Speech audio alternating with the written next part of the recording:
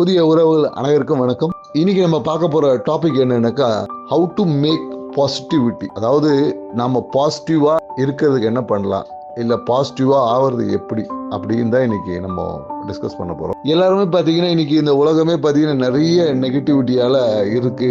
Negative thoughts நிறைய இருக்கு.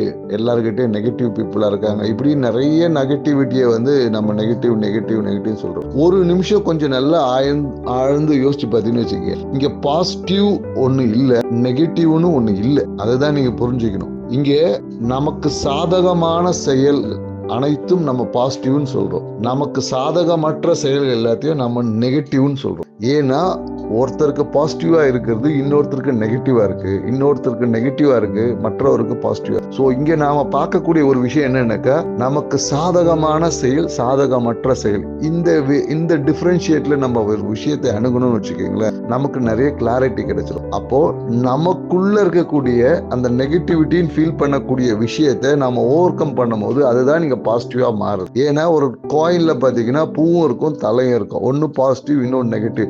ஒன்னு ஓவர் கம் பண்ணும் போது அது இன்னொன்றாக மாறுகிறது. சோ அப்போ உங்க நெகட்டிவிட்டியை நீங்க ஓவர் கம் பண்ணும் போது அதுவே உங்ககிட்ட பாசிட்டிவிட்டியா மாறுது. இந்த தகவலை நாங்க சொன்ன இந்த தகவல் உங்கள் வாழ்க்கையில் ஒரு புரிந்துணர்வு ஏற்படுத்திருக்கும்னு நினைக்கிறோம். அப்படி ஏற்படுத்தியிருந்ததுன்னா ஜஸ்ட் ஒரு தம்ஸ் அப் கொடுங்க.